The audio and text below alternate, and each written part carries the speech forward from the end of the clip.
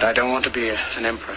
That's not my business. In this world, there's room for everyone, and the good earth is rich and can provide for everyone. The way of life can be free and beautiful, but we have lost the way.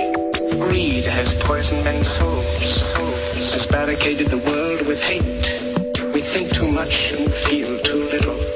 We think too much and feel too little. More than machinery, we need humanity. More than cleverness, we need kindness. Without these qualities, life will be violent. And all will be lost. All will be lost. Do not despair. The hate of men will pass, and dictators die. Dictators die. And the power they took from the people will return to the people. Will return to the people. Let us all unite. Let us fight for a new world to do away with greed. Now let us fight to free the world, to fulfill that promise. Let us all unite. All right, folks, welcome to the first ever edition of the Corporation Nation Radio. I'm Clint Richardson. I'm going to be your host Monday through Friday from 5 to 7 p.m. Pacific time.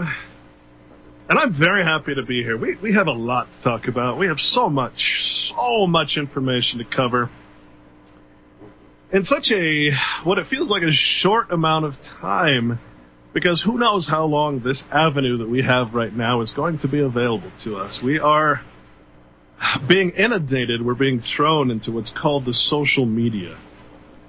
This artificial world of computers and internet.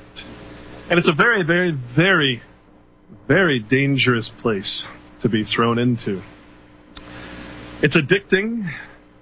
It makes us feel like we're doing something in the real world when, in fact, we are only in, well, what you might call the matrix, this artificial structure that's been created for us, all of us quote-unquote patriots out there who want to do something and feel like signing an online petition or sending a digital email to their congressman has any effect whatsoever in the real world.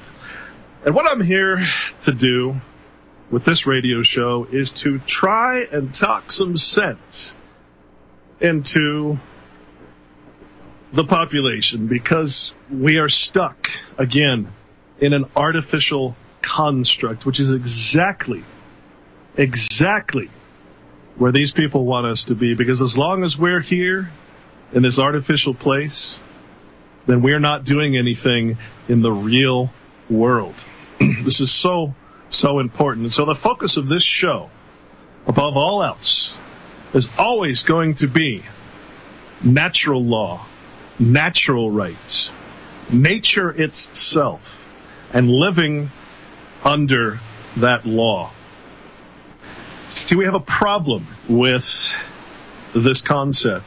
We have a huge problem, in fact, because we have assigned ourselves over as chattel, as collateral, and we've done so voluntarily by becoming what is referred to as an artificial person. We have literally become, to the court and to the government, a commodity in trust. We are a living, sentient being that is attached as a surety to an artificial construct. And that is how we interact with government. There's an interesting story that just came out where a man from Ohio who had disappeared for a while came back and he wanted to reclaim his life, that is his civil life, because he was declared civilly dead. You see, and that's how you know about this artificial person thing. It's simply because you can be declared civilly dead while still being perfectly alive. And that's the interesting part about law, is that it only deals, or I should say legal code of government, is that it only deals with artificial constructs. In other words, the court really can only manage the affairs of your artificial person, your corporation, if you will. Thus, the title of this show, for we all live in a corporation nation. Let's take that a step further and talk about the subject of the day, which is, of course, the so-called government shutdown.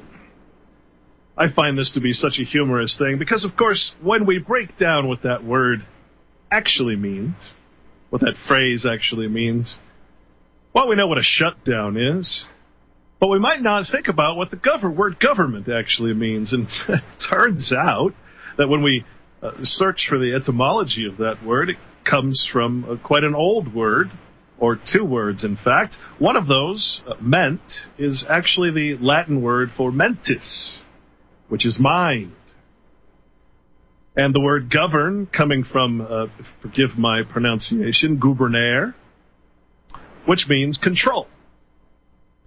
And it's interesting when you think about it, and kind of ironic, that what we really have then is a mind control shutdown when we consider the etymology of the word government. And, you know, I think it's a safe assumption to say that the purpose of government is obviously to control.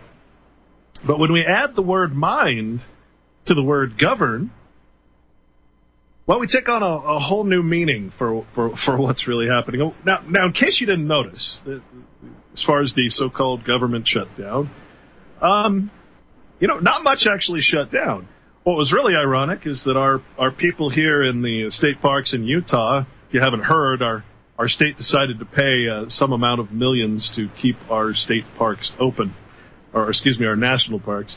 What was really ironic about that is that the people that were working at the state parks or the national parks here, Zion and Bryce and all that, some of the most popular parks in America, by the way, we're actually still working.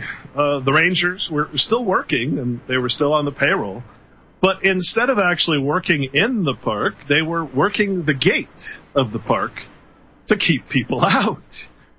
And I thought, well, wait a minute. If we can pay them to act as security guards, to not let people on the supposedly free land of America, why is it that they're not just working their normal jobs? So, I mean, it actually means the government is still paying these people. So I'm a little bit confused myself about what this means. But if you ask me, of course, and I'm certainly not the right person to ask, I threw up my arms in celebration when I heard about the mind control shutdown. The mind control shutdown. Did you hear? Some of the side effects are that the NSA can't afford, apparently, or doesn't have the appropriations to spy on us as much. So I was really sorry to hear about that, especially considering that the NSA, new NSA spy center, is practically in my backyard. I live here in Utah, in the irradiated mountains thereof, next to Dugway Proving Grounds, what they call Area 52, if you will. So, again, how can we talk about a government shutdown unless we acknowledge actually what the government is, which is a corporation? See, a government wouldn't need to shut down. A government,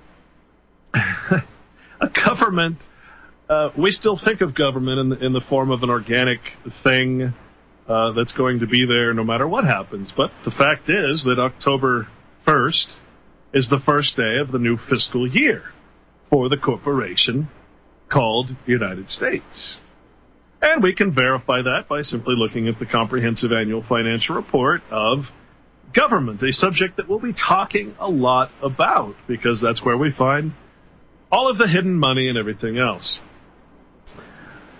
So, a government shutdown. What is it about that term that scares everybody? I guess that's the real question because, probably 90% of the topics that are covered on this network and other networks, even the mainstream networks, all stem from problems with the central government. How is it possible that we're so concerned about that?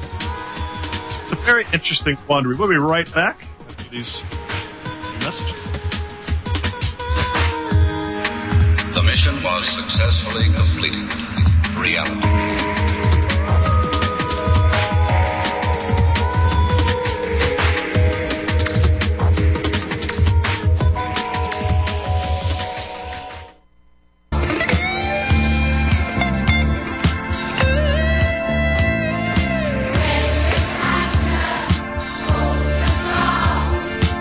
Folks, welcome back to the Corporation Nation radio program. A little Pink Floyd for you there. So we, by the way, we'll take some calls in the second hour. Just me going solo today, getting my hands a little dirty in the hosting chair. I've been a guest on this network quite a bit with one of my favorite ladies in the world, Miss Deanna Spingola. And a special thanks to John Statmiller for having the confidence and taking the risk of putting a guy like me on the radio today. Because we're going to be talking about things that are uncomfortable. We're going to be challenging dogma. We're going to be challenging belief. We're going to be waking up, if you will, from a slumber that we've had for a very long time, and that slumber is simply based on the fact that we do not know the language. Just like any slave in history who could not read or write, we commodities, we slaves, we people out here who the government states are in servitude, are subjects to it, we do not know the language that enslaves us. We do not understand that every word we use has a duality. And that duality is the most important thing that you can possibly know. Because when you're dealing with government, if you don't know the meaning of the words that you are using to government, then to government, your words will have absolutely no meaning, no authority, no power, no nothing. In fact, your words are the one thing, the one action that gets you in trouble constantly. Every single time you try to interact with government, because it is your words that government pays attention to. It is nothing else. It is not your emotion, because government is a legal entity. It is fictional. It has no emotion. Its language is heartless. It has no feelings. It has no love. And it has no hate. It simply is. That is what we are dealing with. And when you're dealing with such an entity that takes on such an artificial nature, you need to be able to put yourself into that forum. And you can't do that if you let your emotions take over.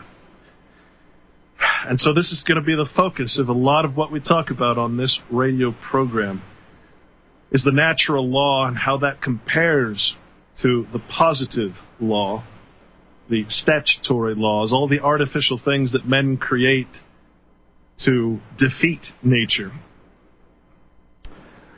And hopefully we'll learn how to navigate that system. My goal, however, is to take you along with my personal journey, which is actually to give up all of that. I have the intention, as we go along, basically to completely extract myself from the system. I will never again be considered an artificial person. I will never be contracted in a voluntary state of servitude to government. And that is my goal. And as I go along with that task, which will be a very difficult one, I will certainly keep everyone up to date with that. But you see, what I figured out is a very, very important concept. Again, that concept is death. How could I have ever thought that there were two kinds of death? Let me just give you an example of the man I was talking about earlier. Just read you from this article. It was actually on the mainstream news. It says, an Ohio man stood before a judge trying to prove that he was alive. Yes, you heard that right. The judge simply said, you are still deceased as far as the law is concerned. Wow. Can you imagine being told that you're dead as you're standing up in front of the judge? Now, this is very important. This is very much the whole construct of what an artificial person is. Once in Ohio, once you've been declared dead, and this has nothing to do with whether you're alive or not. It simply has to do about whether you're a citizen or not, whether you're paying contracts, whether you're collecting Social Security, whether you're paying taxes. If suddenly you disappear off the map, let's say you go and you spend 4 years in the Philippines with no contact whatsoever, and someone reports that you're missing and you're not paying your taxes, in Ohio, there's a 3-year limit for overturning death. Of course, it's talking about civil death. We're not talking about a living man here. We're talking about his artificial person. Now, I'm going to use the word straw man because that's my favorite description. Straw man is a very deceiving word, though. If I had my choice, I would prefer that straw man was a paper man, because the paper is what makes the man, the paper is what makes the person. The flesh and blood and the soul is what makes a man. But the artificial person is a paper man. It is simply a bunch of contracts and obligations, not duties, because a duty is a natural thing that a man has to another man. An obligation is what takes over a duty through the artificial construct of law, of man's law, if you will. So Donald Eugene Miller was trying to get back his Social Security number and driver's license. But again, in Ohio, there's a 3-year limit for overturning death. So here's a living man in front of a judge, and that judge will not recognize the living man, because the judge cannot recognize the living man. The government can only deal with artificial persons. So this man had no standing in court because he wasn't artificial. He lost that privilege granted by government of personhood. The 3-year quote, the 3-year limitation is to have finality. This guy's ex-wife shouldn't have to live the rest of her days wondering if he'll turn up, and she'll have to repay Social Security. Heirs shouldn't have to spend their entire lives wondering if Uncle Thurston will ever return from the cruise. He's now 61, this guy, and he was missing for nearly 20 years. He was officially declared dead in 1994, 8 years after he disappeared from his home. Okay, the declaration of death, once again, is a civil death. It is the death of a citizen. Okay, a citizen is not a man. A citizen is an artificial piece of paper that involves a Social Security number and contract, a driver's license, and all of that, which is all the stuff he was trying to get back. Now, why am I telling you this? What relevance does this have? It's so important that I can't stress how important this particular case is to what it means to be a human. I cannot stress this enough. If you are alive, then you are not artificial. We'll be back. On weaponry, with schools, media, money, and meds, we control every aspect of your life through ideological hegemony. But if you think you need guns to stop tyranny, then what you waiting for? We've already stripped you of your liberty, privacy, civil rights, and dignity. You want some more? Go, or you will miss all that heavenly glory. Empty your mind, be formless, shapeless, like water, like water. It can crash. Be water, my friend. All right, folks, welcome back. Corporation Nation Radio Show. First day, in fact. The maiden voyage. Very, very happy to be here. Let me go a little further here and talk about poor Mr. Miller. I find this is just so important. I can't tell you how important it is to understand what's happening here. See, Miller Again, 61-year-old guy, declared dead in 1994. He came back home. He says he worked odd jobs, finally returned home in 2005, thinking that he could reconnect with his family. All right, now let me give you the reason why he left in the first place. Of course, he was a citizen, which means he's subject to law. I should say the legal code, statutes, and all of that. Of course, he went through a divorce. A divorce is a very profitable business. It is promoted by government. Of course, government is the Bar Association as well. Bar Association being part of the executive branch of government. We're all fooled into thinking there is a judicial or third branch of government, but in fact, the judicial in entirety was basically created in the Act of 1790, which was a congressional act. In other words, statute. Well, that means that the court itself is a statutory court. If you look at the Department of Justice, you will see just about every aspect of the judicial supposed branch is actually under the executive branch. So what this dude went through, he says, I'm just going to read directly from it. It says, Miller said in court he left to avoid paying the $26,000 he owed in child support on his 2 kids. He lost his job and reportedly did not know what to do. He says, quote, my paycheck was being taken away from me, and I had nothing left. It kind of went further than I ever expected it to. I just kind of took off and ended up in different places. Now, the average person out there would say, oh, well, he was a criminal. He was doing something bad. He wasn't paying his child support and da-da-da-da-da. Of course, that is what we are trained to think. We're automatically trained to think that he's automatically a bad guy because he wasn't paying alimony or child support. We don't ever stop and consider what would happen to us if we lost our job, didn't have the money to pay, and yet government was still coming after us, draining any little bit of money we had.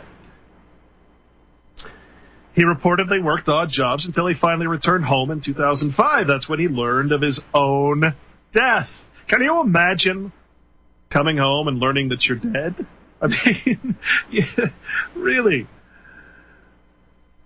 It goes on to say, right now, it doesn't look like Miller will be brought back from the dead, legally anyway.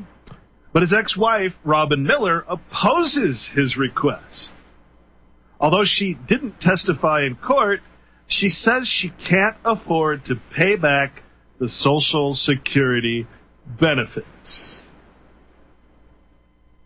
Think about this, folks. If you're on the side of the wife, the ex-wife, and you're saying this guy's such a bad guy because he didn't pay child support, the guy was ruined. Like, literally. The guy was destitute, had nothing for himself, and the bills are piling up, and so he just decides to get the heck out of Dodge. And here's a woman who doesn't want her husband to even come back from his civil death. Probably not back from his real one either. And she doesn't want him to have any status or benefit because it would mean she now is going to be in debt to government because she has to pay back all the Social Security that she claimed on his behalf because she thought he was dead. She hoped he was dead. And you know what? She went out of her way to take advantage of the fact that she was dead. The judge said in over 40 years, I've never come across a case like this. In the end, though, because of the statute, because it's statutory law, and judges no longer consider what is right or wrong, they only do what the law says. It was a pretty open and shut case. That's from CNN, by the way. So, what's funny is, here you have a case of a free man. Perhaps one of the only truly free men in America. Why do I say that? Because here's a man who lost all of the supposed benefits of citizenship. He's not a citizen anymore. But you know what he is? He is naturally born in America. See, it's very important to distinguish between these two things because America is America. America is the land. America is the people. America is everything that you can see and touch and feel. It is the 50 states who've combined in a confederation to protect one another. But then along comes a spider. Along comes the United States, a corporation outside of America, in a corporate judicial district, which are actually what states are, according to the federal government. And it spins its web, and it covers America, the land, the things, with its artificial jurisdiction. So here's a man who's actually, by the grace of God, become a free man, a natural man on the land. He has no idea what this means. I would pay everything I have to switch places with this man. This man is free. See, we don't know what free means in this country. We even call the country a free country, an oxymoron, if ever there was one, worse than the term sovereign citizen, a total ridiculous oxymoron. One that is promoted, of course, to demonize people like me who laugh continuously at the terms they come up with to describe someone who just wants to be free and govern themselves and do no harm and just be a good person. Follow the rules of nature, the axioms of law. It's so easy. Really. I mean, all it takes is doing no harm to others. You'll never have a problem. But that's not the world we live in because we're citizens. We are subjects to the law. And because of that, we give up our natural rights. We take them for granted. We push them aside and we accept citizenship. So I want to go over some words today, and we're going to do this on a regular basis because we really have to distinguish between what is natural, what is right, and what is wrong. The first thing to understand, I think, is what a positive law and a negative law is. It's a very strange concept. There's certain words that seem like they're the same, but remember, every word in the legal language has a duality. Everything that you say has a semantic quality to it that must be understood. If you're using a word that you don't know the meaning of in the legal language, you are going to jail. You are going to be subject to a master the rest of your life. Some of these words we've already discussed. Are you a man or are you a person? Person is a legal term. Well, actually, technically, they're both legal terms. But a man refers to the natural man. A person only refers to the artificial construct, the straw man or paper man. Okay, that's it. We have the words free, and we have the word freedom. Now, this is a tricky one. This is probably one of the greatest things that ever happened to me was realizing the difference between these two words. Because again, Mr. Douglas, I believe it was, he is now a free man. Whereas before, he was a person with freedom. He was a citizen. He was political, not natural.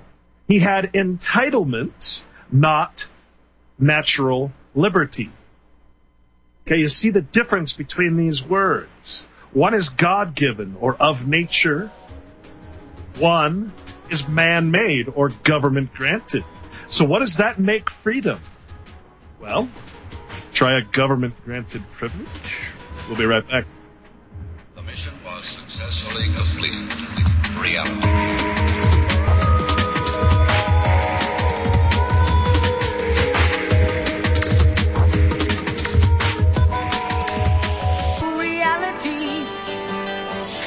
to the heart, closer to the heart.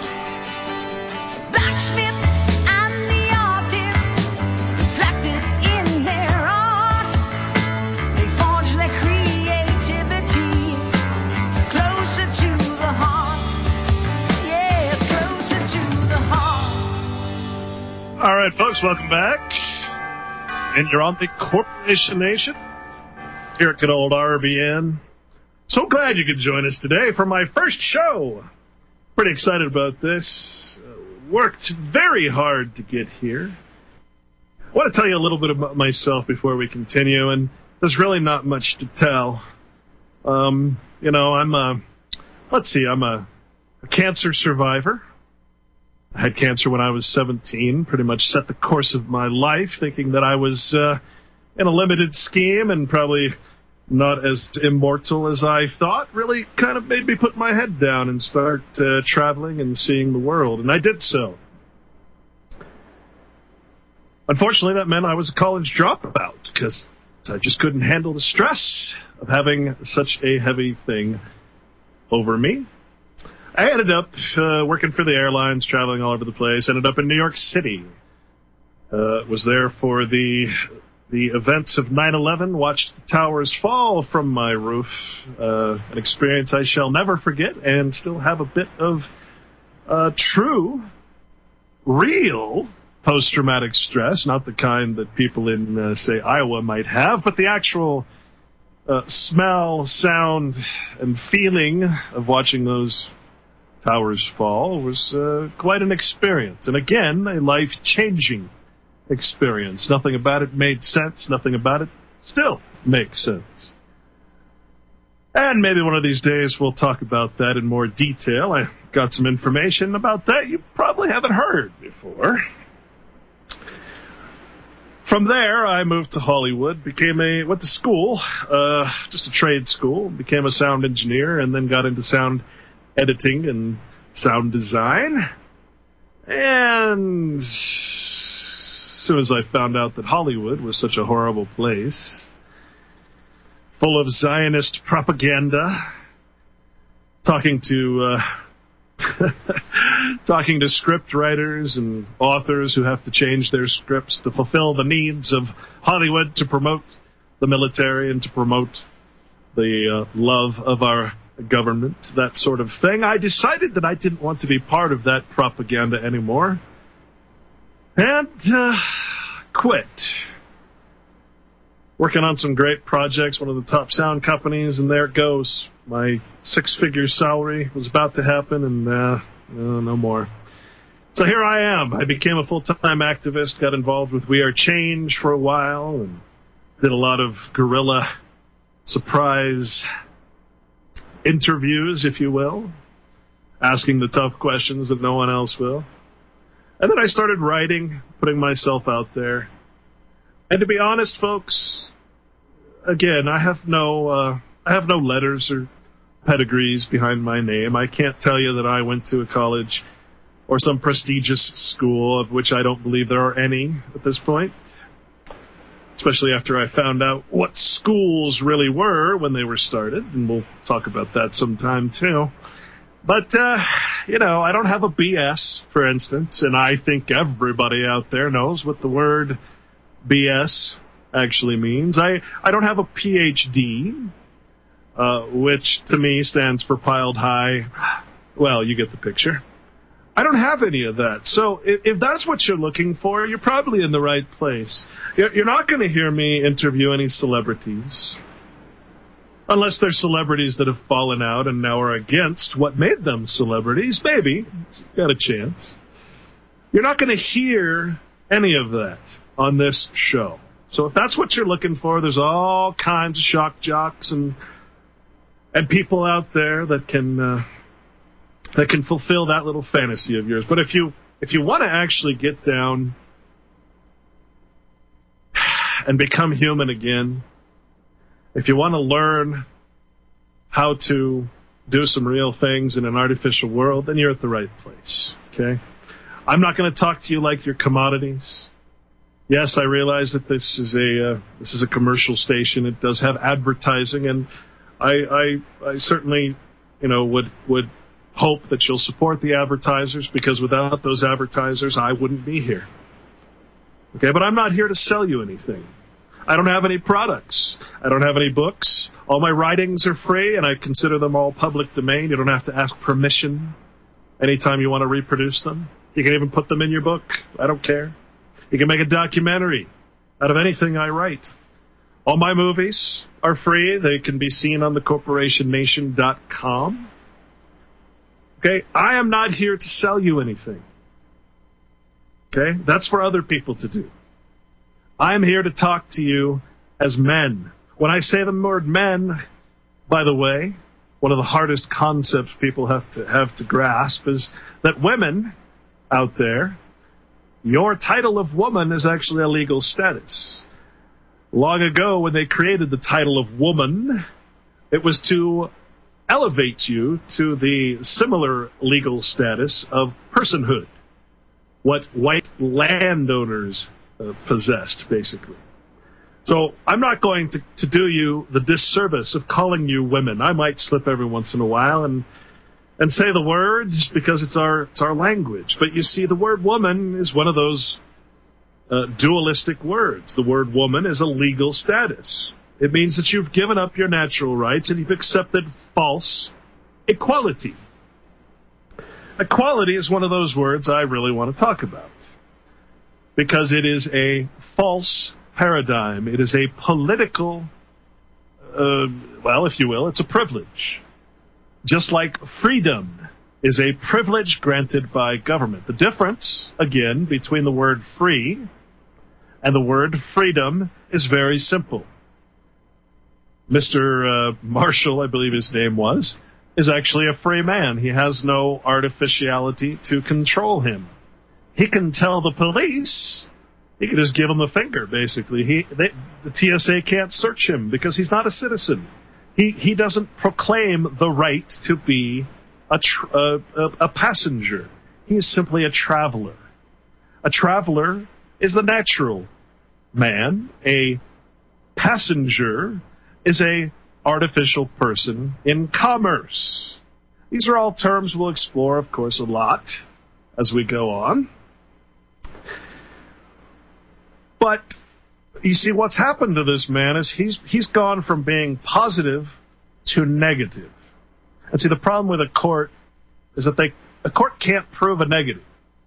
That's why they have to have an artificiality, something that is legal, something that they can prove, because prove is, again, a legal term. See, a man can't stand in court because a man is not artificial. He must have that surety, that artificial person.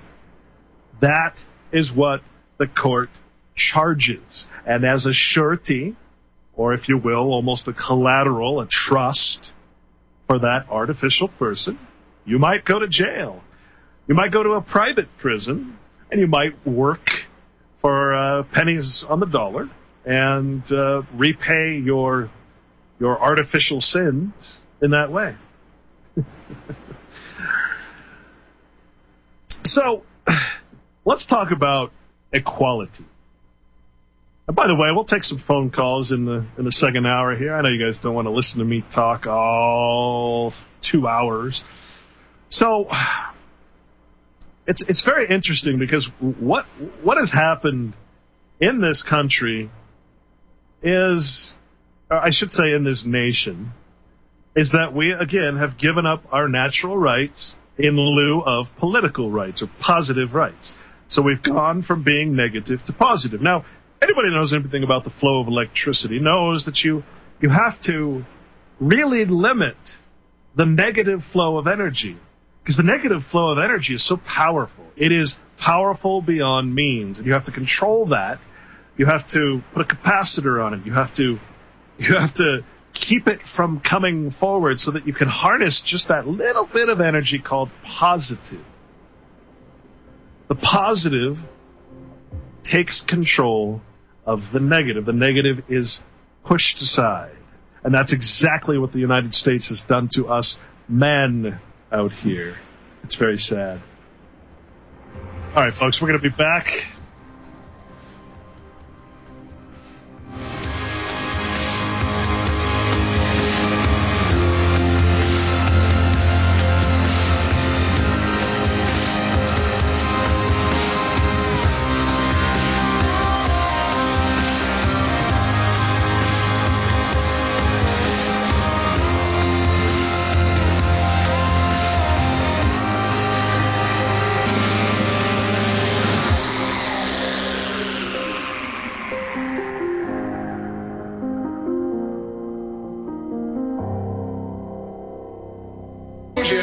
Don't give yourselves to brutes, men who despise you, enslave you, tell you what to do, what to think, and what to feel, who drill you, diet you, treat you like cattle. Don't give yourselves to these unnatural men with machine minds and machine hearts. You are not machines, you are men. You, the people, have the power to make this life free and beautiful. Let us use that power to make this life a wonderful adventure. Let us all unite. Let us fight for a new world to do away with greed. A world where science and progress will lead to all men's happiness. Do not despair.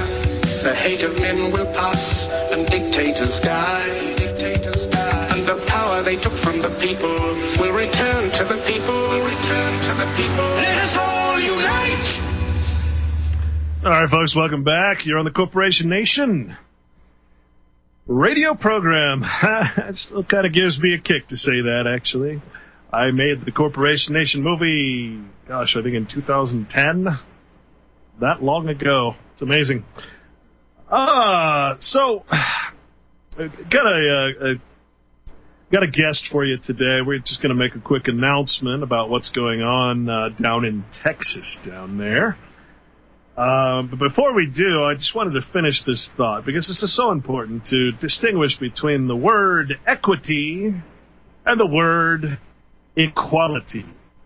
Seemingly, they are the same thing, but remember, in law, everything has a dualistic meaning, and in the legal language, words like equality have been torn apart and molested and just completely defiled. And then they're put back together by a bunch of attorneys. The government is about 70% or so attorneys, by the way, including your president, which, if we think about it, isn't that kind of a conflict of interest to have a president who is a bar attorney? I don't know. You tell me. So, what is the difference between equitable and equity? And it's funny, because if you have equity, it's a very, very simple definition. It's more simple than you could ever imagine. And this is why the natural law is so important to understand. So what is equitable? The word equitable simply means that which is in conformity to natural law. Nothing else. So if we had a system of law that protected natural rights instead of take them away, then we would be in an equitable situation with our government, and really we'd have no grievances. But that's not what we have. We have a contractual relationship with government, and under the contract, we go away from the negative, which is the natural. And when I say the word negative, I mean that means it's very hard to prove a negative, but I have the right to not be harmed, to not have my property taken, to not be extorted from, to not any of that. That is my natural right. That is a negative right. Okay, if government were to be protecting those rights, it would be wonderful, but that's not what government or the Constitution does. Instead, it creates civil law, or what we call the worst drag of society, which is equality. Because again, when I say that, don't get offended, because I'm not talking about conversational equality. I'm not talking about what we consider each other. Okay, and as a woman, this doesn't give you equity, it gives you political equality. It puts you at the same legal status as a man. And see, the problem with that is that it's not real. It's false equality. It is artificial for artificial persons.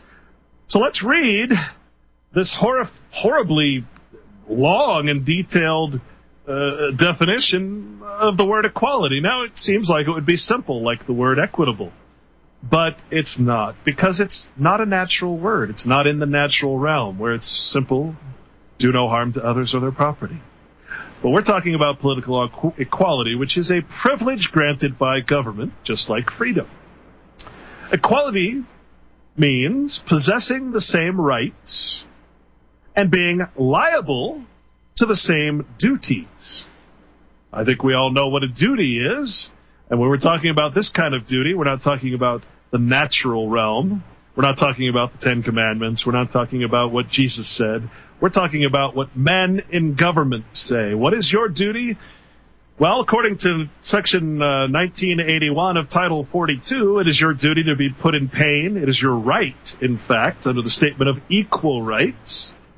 It is your right, specifically, to be put in pain, punished, taxed, licensed. In other words, you need a license, and exactions. Now, when we say the word exactions, that literally translates to the word extortion. So it is your right, under the equal rights of the United States, everybody has the right, in other words, to be subject to like punishment, pains, penalties, taxes, license, and exactions or extortion of every kind, as long as it's coming from government. Now, government will protect you if someone else tries to extort from you, but for government, you see, it's a privilege. You should be honored that you can be extorted from. And if you don't believe me, you're more than welcome to go to Title 42 U.S. Code, Section 1981, and read what is called equal rights under the law. And that is what we're talking about when we're talking about equality. Equality is a forced right. See, even the word right has a dualistic meaning, and it is not what we think it is. There is a natural right, or a negative right, and a positive right, or a political right. We, as citizens who are subject to the law, only have political rights because we are contractually obligated and liable to the duties that are produced from the rights that are granted to us. I know this is hard to comprehend. The point is that we don't know the language. And again, if we don't know the meaning of the words we use, our words have absolutely no meaning and they cannot protect us. The definition goes on to say that persons are all equal before the law. Whatever adventitious advantages some may possess over others. All persons are protected by the law. Sounds good so far. But then it says, and obedience to the law is required from all. So, folks, it doesn't matter how tyrannical the law is. To have equality, you must all obey man's law, government's law. Remember what government is? Remember the mind control shutdown that we should all be praising and worshiping so that we can get back to our natural lives as natural citizens of our natural states? Remember? You remember what the republic is? I know you do down in Texas. But the rest of the country, man, no idea what a republic is. They still actually think the United States, the corporation, is a republic. What a funny thing to think, as if a corporation can be a republic. Yes. So, what are we talking about? Persons are all equal before the law. Well, let's take an example of that. Let's take the 13th Amendment. All right? What did that do? Now, we all are trained to think that ended slavery somehow, which is just a bollocks. What a lie that is. What it really did, sort of like what it did for quote-unquote women, was that it created more subjects to be taxed, put in pain, punished, and extorted from. So congratulations on your elevated status. You've gone from a free person to a slave or subject with freedom granted by government. You see, it's all about status. That's what the name is. All right, folks, we'll be back. Hear the music again, and my special guest is going to tell you about a little project going on at the Alamo. We'll be right back. Media, money, and meds. We control every aspect of your life through ideological hegemony. But if you think you need guns to stop tyranny, then what you waiting for? We've already stripped you of your liberty, privacy, civil rights, and dignity. You want some more? Hey, neighbor, Welcome again to this neighborhood. I'd like to show you something. You know what this is? Maybe if I press this button. There are so many things to learn about in this world, and so many people who can help us learn, and so many people who can help us learn. Did you ever grow anything in the garden of your mind? In the garden of your mind. You can grow ideas in the garden of your mind. In the garden of your mind. It's good to be curious about many things. You can think about things and make believe. All you have to do is think.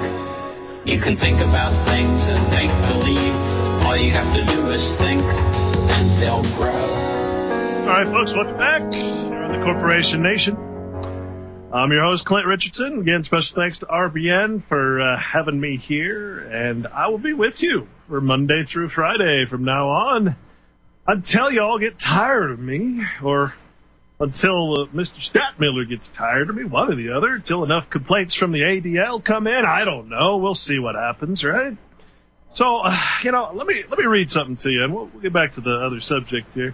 It says in the Second Amendment to the Constitution, it says a well-regulated militia, being necessary to the security of a free state, the right of the people to keep and bear arms shall not be infringed. Now, this is an interesting statement, to say the least. The point I'm trying to bring to people is that this is a political right. Okay, we just talked about what that means. The Constitution, unfortunately, is nothing but a political document. We're going to have a lot of discussions about this. The point I want you to understand is not that the Constitution gives you the right to bear arms. Your arms give you the right to bear arms. You understand? The right is a natural right, and that right is to protect yourself. That right existed long before any piece of paper was ever drawn out, any piece of hemp parchment was ever coined by the Founding Fathers, another subject we're going to talk a lot about, their true intent, if you will. I'd like to introduce you to a gentleman who I think understands this concept and is having a little rally. They're actually calling it the Line in the Sand at the Alamo. Mr. Matthew Short. Matthew, are you there? Good chance to talk to you again. You too, man. Matt actually was very gracious and actually showed me around while I was down in Austin visiting not too long ago, actually, and I guess I should say thank you for that. So tell us what's going on, man. You got a bunch of armed people practicing their actual rights. I'm gonna expound on what you just said too, because I think it's really important that people understand that slaves have their arms bound. And when you go to jail or you get put in prison, your arms are bound and handcuffed. And free men bear their arms. You can use your arms to work. You can use your arms to plant seeds. You can use your arms to love your wife or your kids.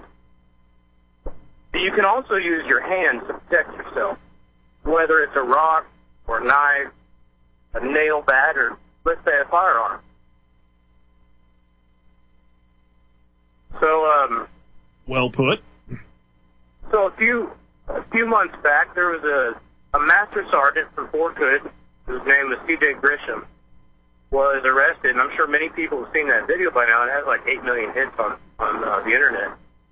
And he decided that he was going to stand up, even in the face of being arrested and facing more charges with the military at Fort Hood, and possibly even losing his job with the military because of this arrest, when he was being a free man and bearing his arms while he was walking with his child for a hike so that he could get a badge for his Eagle Scout. And there's a ton of activists down here in Texas, and I tried to introduce you to some of them when you were down here. But well, you told me about Waco and how different Waco is from a lot of the areas in Texas, and was definitely interested in visiting, but I had to get back. Right. Well, just north of Austin is Temple, Texas. A little more north of that is Waco. They all sit along the New World Order I-35 corridor. And many people answered C.J. Grisham's call, and they decided to put on an event a couple months back. I think it was around May, where we were going to answer the Temple Police Department for the unlawful arrest of C.J. Grisham, in which was ruining his life. There's a lot of people around this whole country that they're just getting taxed to the point where they can't afford it anymore, and even with the Obamacare and stuff coming, people are just almost losing it. They're losing their lives and everything else. So we decided as a group that we would stand up in the public, especially with some of these mass shootings that are going on, the talk about confiscating our weapons, and give them an argument from the other side, but do it the right way. And essentially what we've watched happen in Texas is one of the country's largest militias rise up overnight from a bunch of nobody.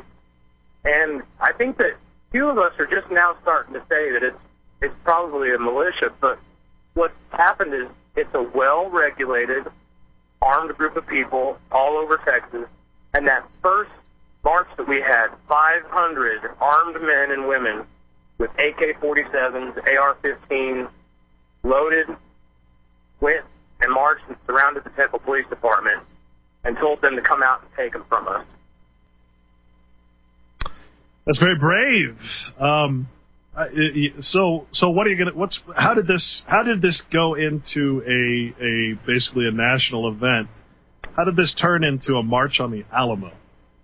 Well, it's turned into a popular uprising. There are tons of people. I'm talking moms, doctors, active duty, veterans have all been joining in on this open carry session. They've been doing it in their little towns. We've been doing it in Waco, Temple, and we've been testing out every town in Texas to see if they're going to follow the law. Because in Texas, you can open carry a long gun legally as long as you're not being calculated to alarm, as long as you're not pointing it at people or threatening people. You should point your gun at the ground or at the sky so you're not being dangerous. And this is where I say they're well regulated, because when you go out into one of these groups of guys, they're going to be the first ones to tell you, hey man, put a strap on your gun. Make sure it's pointed at the ground. We don't want to watch you get arrested today. We don't want you having to go to jail for no reason. But phase 2 has gone into effect, and a lot of this is very calculated and well planned out. And phase 2 is the open carry of black powder revolvers. Now, black powder is under the law says that it's an antique or relic item. And so it is not defined as a firearm. And the goal of Open Carry Texas and the open carry crowds across the nation is to loosen the gun laws by showing people that we can be respectful and even have our guns if people see them. So everybody's been beginning to buy black powder revolvers, starting to carry those on their hips, because we don't have open carry of handguns in Texas. So a lot of the messages we're getting from people about you're scaring people with your rifles and stuff, well, that's good. Let's tell the legislature we want to be able to have our sidearms, because that is a lot easier for us to carry than carrying a rifle around. So let me get this straight. You can carry an AK-47, but you can't carry a Glock 9mm, for instance? That's correct. Well, I'm sorry, but I find that a bit amusing. Well, that's one of the goals of Open Carry Texas, and what's going on down here is to get the open carry of sidearms. It's an important thing for people to be able to defend themselves. Free men are going to bear their arms regardless if there's a law or not. But good, law-abiding people don't want to have to worry about going to jail because they want to protect themselves being free men. So what's going on with... Oh, looks like we're going to go to a break. But when we get back, we'll certainly talk about why the Alamo. What made you decide on the Alamo? We'll be back here in just a few seconds. Hi, neighbor. Welcome again to this neighborhood. I'd like to show you something. You know what this is? Maybe if I press this button. Imagine every person that you see is somewhat different from every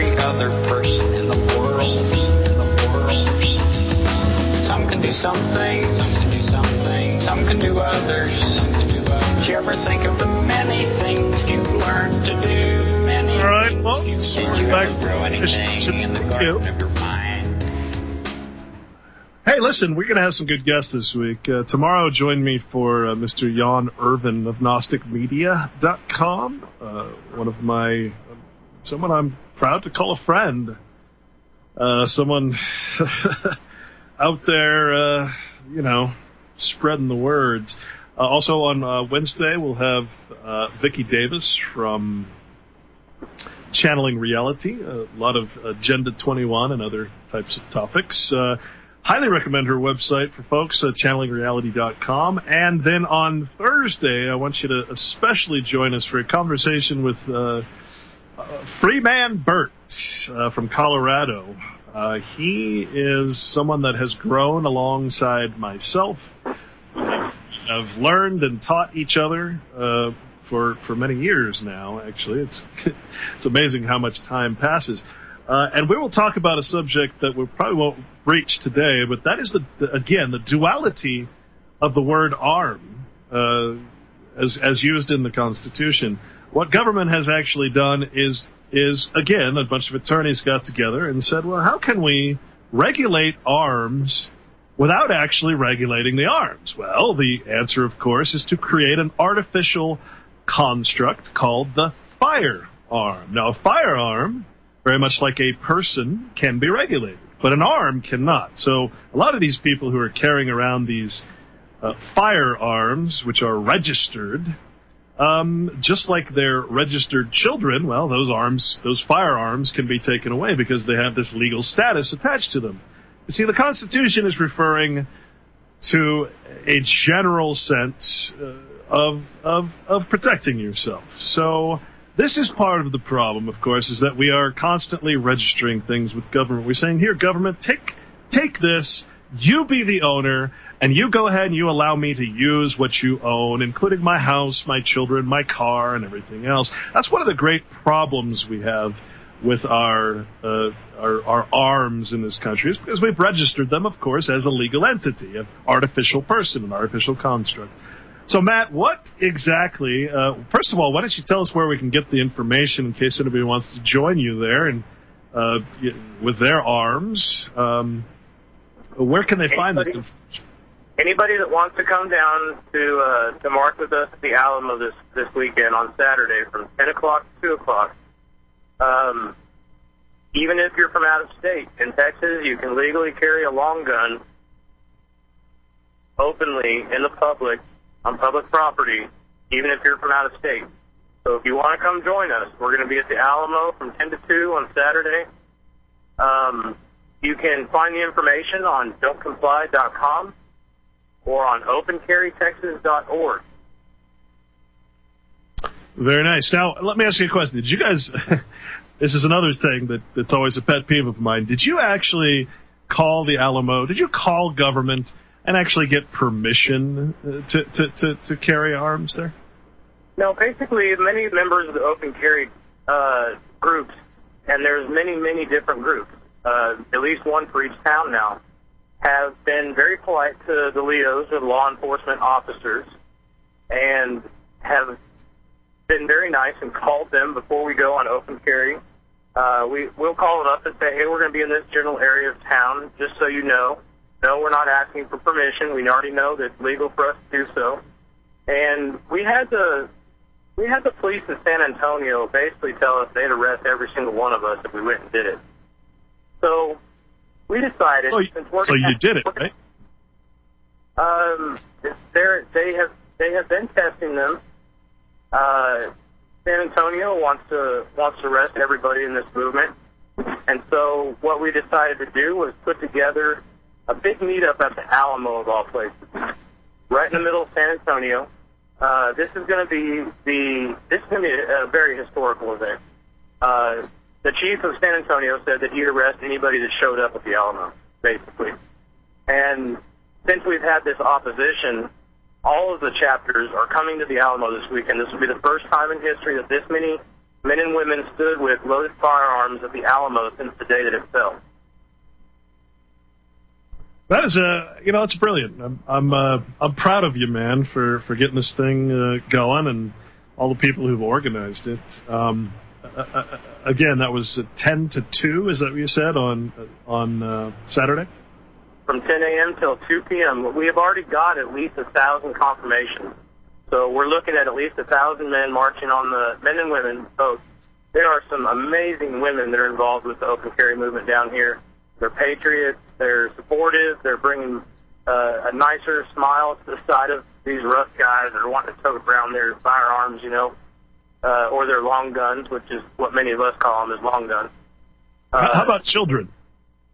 I have taken my children to several of the events. I have an 8-year-old son that went with me to the temple event where 500 people showed up. And they're asking one simple thing, that you put a red straw in your chamber so that it shows that you're not chambered. But it would very easily be ripped out, the chamber around, if needed be. But we're trying to do this peacefully and do this the right way. And we're now getting the support of our land commissioner, Patterson. He's going to be making a speech there. One of the ladies that has run for governor in the Libertarian Party, Kathy Glass, she's going to be there making a speech. Murdoch Pisgotti, one of the leaders of the Open Carry Movement, or Don'tComply.com, he'll be there. C.J. Grisham will be there. So you're well organized. You've got a PA system, and it's going to be a true rally, basically. Extremely well organized at this point in time. It's going to be a true rally, and we're going to march on the Alamo from all directions. People are going to park all over and come up, so they're not going to be able to shut off the streets. They're not going to be able to keep 1,000 people with loaded long guns or black powdered revolvers from marching on the Alamo. We're going to do it. And this is the line in the sand for the media who's talking about the regulation of guns in America, who are talking about how scary firearms are, where they assault people because they're weapons. But really, more people in this country are killed with hammers than they are by guns. And the ability for us to protect ourselves, like we discussed earlier, is a human right. I mean, if you're being attacked by a wild animal, you're going to pick up a rock and try and bash it in the head. But really, a better tool would be a long gun or a pistol on your side. That's true. Hey, folks, if anybody has some questions for Matt or wants some more details for that, Matt, are you able to stay on with us till another 20 minutes? Sure. I'd love to. All right, anybody that has some questions, go ahead and call in. We'll take the call. So I just find this fascinating that it's come to this, because it's like it's all in one. It's a peaceful challenge. It's almost a how do you describe something like this? Is it peaceful resistance? And I guess the question becomes, what if you have some zealous police chief that decides that the first person he sees with a gun, he's going to arrest for some unknown reason? What's gonna happen? This is where I get confused about the whole peaceful resistance thing. Of course, peaceful resistance doesn't actually exist in nature, so it's a little difficult to describe because it's a mental thing. But what is gonna happen? I mean, if someone actually decides to assault you, isn't that what the gun is for? Well, exactly, and you're talking about some extremely awake people who are going to be there. Most of these people, I have met up with them and hung out with them at campfires, and we've discussed some of these things away from electronics where they can't hear some of those conversations. And these guys are genuinely patriots. Half of them are active duty military. Fort Hood has even had to send out a letter trying to quell these guys' actions, but really they're standing up to law enforcement and their commanders and everybody and saying, listen, this is America, and this is defined not only in our law, but also in the Constitution. So if they force us underneath this law, right, like you were discussing earlier, and they're the ones that are breaking it, they're the lawless ones. Well, the law is certainly lawless. The only reason that government are mind control specialists, the only reason that they adhere to any laws at all is because we still have this ability to defend ourselves. And I shudder to think what life will be if if that right, again, a political privilege, gets removed from the books. And we're forced to say either, okay, I submit and I'm a slave, or here's my gun, take it from my, as what's-his-name said, my cold dead hands. I mean, it's a very frightening thought. And we will be back in a minute. We control every aspect of your life through ideological hegemony. But if you think you need guns to stop tyranny, then what you waiting for? We've already stripped you of your liberty, privacy, civil rights, and dignity. You want some more? Did you see the frightened ones? Did you hear the falling bombs? Did you ever wonder why we had to run for shelter when the promise of a brave new world unfurled beneath the clear blue sky? Look, Mummy, there's no place. Chaos theory, hurricane control, advanced clouds, massive ionospheric heaters, storm-absorbing supergel, nanoscale weather machines. All of these technologies exist in some form today.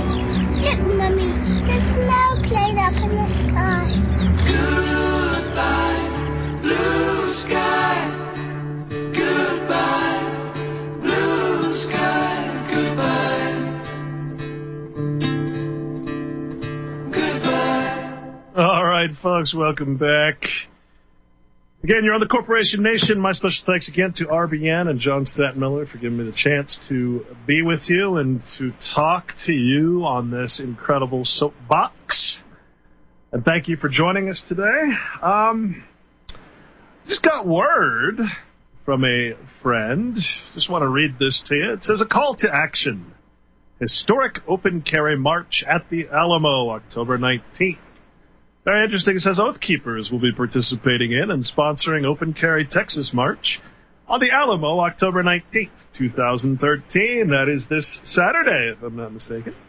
Oath Keepers Texas chapter President Jay Stang will speak along with Stuart Rhodes, Oath Keepers founder and president, and Mike Vanderboe, if I'm saying that correctly, founder of the 3%er movement and author of the Sipsey Street Irregulars blog. Jerry Patterson, retired Marine Corps combat pilot and Texas Land Commissioner, will be the keynote speaker. Your websites for that are don'tcomply.com, opencarrytexas.org, and comeandtakeItamerica.com. I think that's about what we're talking about right here, Matt. Exactly it. Yippee. All right, let's take a caller here. Maybe someone has some questions here. We got Fred in California. Hey, Fred. Hi, how are you? I want to congratulate you for being on RBN. From what I've heard from you, I think you're going to be a very welcome addition to this network. I appreciate it.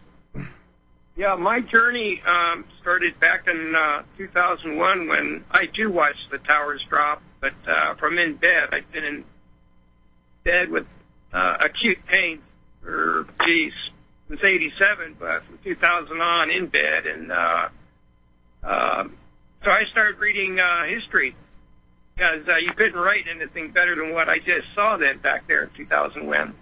But I got a question for your guest. I was in a discussion the other day, being in California. We've got our challenges, let me tell you. That there's some compressed air guns out right now, or air rifles, that have the capacity to project a bullet, even up to 50 caliber size, to the same speed as what you would receive with the normal bullet in a cartridge. And I was wondering if your guest had heard anything about that or might add to it. I'm trying to find out, is this in fact true, and if he could add to that.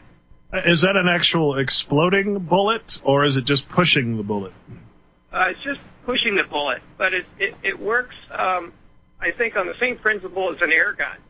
But these things have been modified in such a way that it can actually put around 30-06 or 308, 22 or whatever you've got. It'll obtain the same speed okay, and capacity, and is a loophole here in California. I was just wondering if your guest had heard anything about that. I'm just trying to find out how true this is. I haven't, but I'm an advocate of learning nonstop all the time, and I would say that just get on the internet and check and see if you can find some stuff about that. I'm actually interested in it myself. Okay. I'm totally for it though, because I know some people who have been printing guns down here in Texas, and you know, that's the thing is people are going to find a way regardless of they can projectile something with air or they use a nail bat. Right. You know, and I think it's great, man. Send me that information at showmebby at gmail.com. I'd love to read about it. Say that again. Showmebby at gmail.com. There you go. I mentioned that because, you know, what they're really starting to do is to outlaw ammunition. So I don't think something that is not full of gunpowder would actually be in that category. So that would actually not be ammunition, technically. I mean, it could be anything, like you said, a slug. Doesn't have to. Yeah, that's right. And if any of your guests out there that are listening in have any additional information on this, that'd be great. I'm just trying to get to the truth of the matter, like everybody else here. Well, great, Fred. Now the NSA knows about it. Good job, man. Hey, but thanks a lot for being on. I'm going to be listening to you. What you said so far, and you're distinguishing between common law and legal law, commercial and administrative law, has been very interesting. And what I like about you is that you speak to your audience, and it's one thing that, like, for instance, Paul Drockman, is he has this great ability to create analogies and speak in simple terms to your audience, because you can get really technical really quick. And that's what I like about you. If you can keep it simple and create some analogies and make it understandable, I think you're really going to be a great addition to this network. So good luck on it. Well, thank you, sir. Thanks for calling, and I will do my best to fulfill those very heavy shoes. I'm certainly better at writing than I am speaking, in my own opinion, but I will try to keep it as simple as possible. And really, it's the only thing complicated, ironically, is the law, is the legal code. The natural law is not complicated at all. It's very simple to understand. It's separating the two that can be so difficult, and trying to explain these words are just oh man. And it's really a mental state. You know, I compare it to, you know, if you just think about a slave, for instance, who's been a slave their whole life, suddenly being set free and having to take responsibility for their own actions, having to actually think and be responsible and make sure that they're acting within the capacity that does no harm to others, and including trying to get something to eat and trying to work and it's really a nightmare. But it's so worth it to understand your place in this universe. I mean, it's waking up is the best thing that can happen. But waking up isn't listening to a shock jock. Waking up is actually realizing that you are human, you are man, that you are not this artificial construct, this thing in servitude. So that is the goal of this show. So again, I appreciate it. Let's take Paul in Florida. Hello. Hello, Paul. Hey, how are you? Good. I like the fact that your guest there called them tools, because I believe that they are tools. And, you know, they're tools that are used for, you know, a purpose. You know, if you pay attention to the words, you know, they're going to use them down there at the Alamo for a purpose. They're going to show resistance. You know, and it's just a tool. If somebody was going to go down to the Alamo and cut a bunch of glass, they'd use a glass cutter. They wouldn't use an old percussion pistol, you know. Well, and they're going down there to show resistance. It's a tool of many facets, because what they'll be using them for is influence. Exactly, influence in the circuit. But at the same time, that that influential tool may very well necessarily become a tool of self-defense. It can be a many-faceted thing, and that's the beauty of it. They're great tools. Yeah.